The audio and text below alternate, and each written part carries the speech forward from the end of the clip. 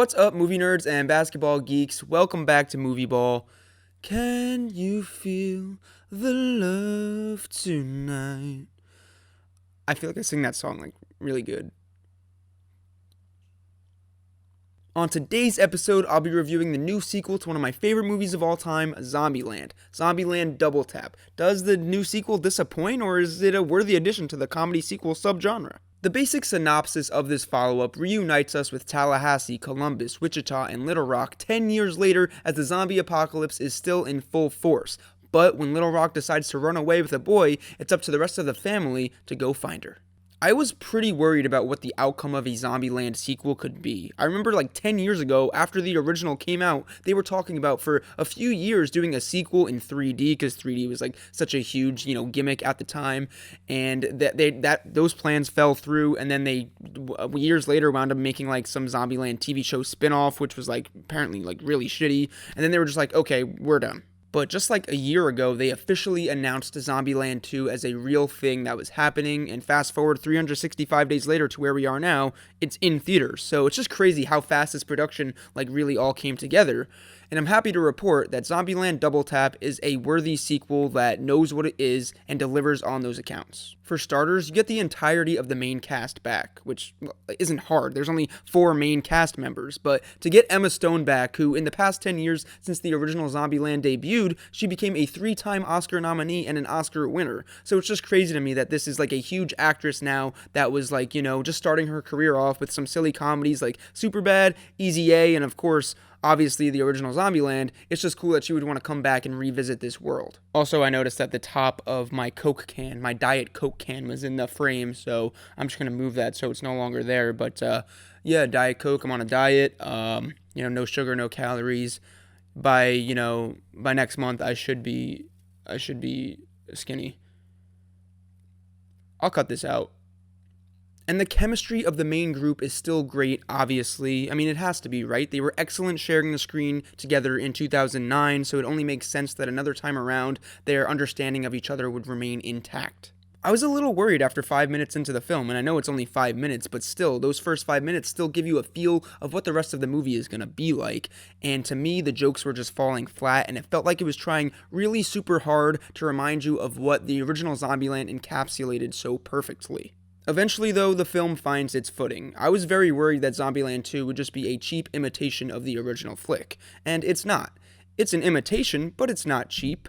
However, it's very much the original ingredients and formula of the first one thrown into a 10 years later scenario. And why wouldn't it be when you think about it? It's been a whole decade since the original, and diehard fans of that initial installment want to see these characters back on screen in the recipe they remember them in. If Double Tap came out just 2 or 3 years after that original Zombieland, without switching its kind of basic checkpoints up, then I guarantee we would all like it much less, because it just feels less fresh and new. But after 10 years, it's basically a reunion movie, and we're all just celebrating the fact that we actually got a sequel to this and get to see these characters again. So we want all of those callbacks and references to the first film, which are in abundant force. They're expected and expanded upon as well, sometimes extremely funny and crowd-pleasing, but it could also be kind of weak, sometimes feeling like the filmmakers just wanted to cram the movie with as many reminders and Easter eggs as possible to jog your memory on what you liked so much about the first film.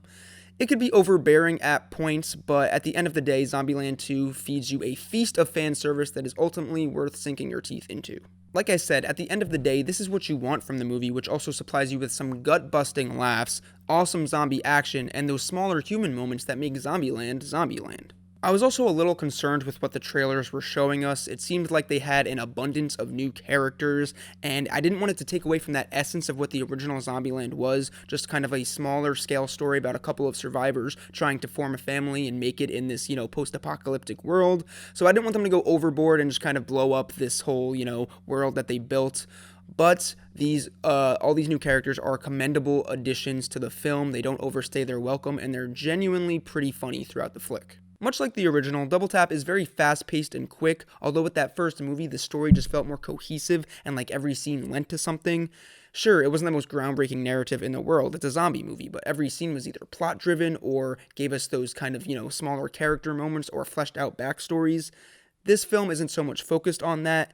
its goal is to just try to, give you that fan service and make you laugh and have you have a good time. And it delivers on that for sure, but it could kind of feel like a grown-ups movie or some kind of sketch comedy series in the sense that its plot line is just kind of barely interconnected by scenes that are strung along, and it doesn't really matter at the end of the day when every sequence is so much fun and you're enjoying yourself. My last kind of complaint with Zombieland 2 is that some things feel forced and unnatural, much like the inciting incident that begins this movie. It just feels like they really needed to dig for some kind of plot, so they went with this out of left field proposal. And it winds up working fine enough, but having Little Rock absent from the group kind of takes away from the dynamic of what made the original so great. But that's a small flaw, and it's still awesome to see everyone back on the screen. Overall, Zombieland Double Tap is insanely fun. I might have undersold it a bit, going on about some of my negatives, but I could just be a little more critical when a highly anticipated sequel to a beloved film of mine is released. Hilarious, charming, and delivering exceptional fan service, Zombieland Double Tap is a great addition to the Zombieland lore. Sometimes it can go a little overboard trying to recapture that spirit of its predecessor, and at stretches it can feel like a rather disposable follow-up, but all in all, if you liked the original, I would imagine that you would be smiling the entire way through this one. I'm going to give Zombieland Double Tap an 8 out of 10. I promised a giveaway of a $30 gift card on my Zombieland Classic review, and that a winner would be chosen at random if they could accurately predict my rating for Double Tap, but I only got 3 comments on that video, and only one of them was guessing what my rating would be, and they were wrong, so I get to keep that $30. Let me know if you guys liked Zombieland 2, or if you plan on seeing it, or if you liked it less or more than the original. Let me know in the comments below. I'm seeing a lot of people's kind of negative annotation with it is that we didn't need a Zombieland sequel. It's been 10 years, like why did we get this? Why did we need it? And I hate that mindset, because we don't need any movies. We don't need anything. Okay, we didn't need the original Zombieland, but it was great, so we wanted a sequel. We didn't need a sequel to Batman Begins, but we got The Dark Knight, so just shut up. Hopefully they make a third one in 2029.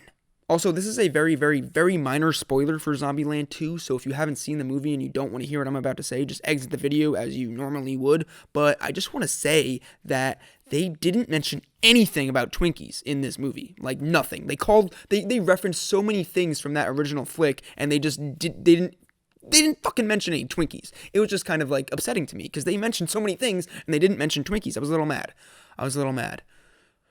But smash that like button like you're Tallahassee, smashing a Twinkie down your mouth. You wouldn't smash a Twinkie into your mouth, but eat it.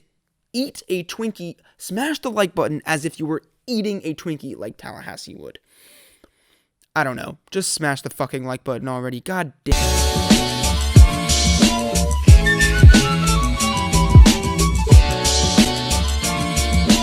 Got my Diet Coke back, just had it, out of frame, out of sight.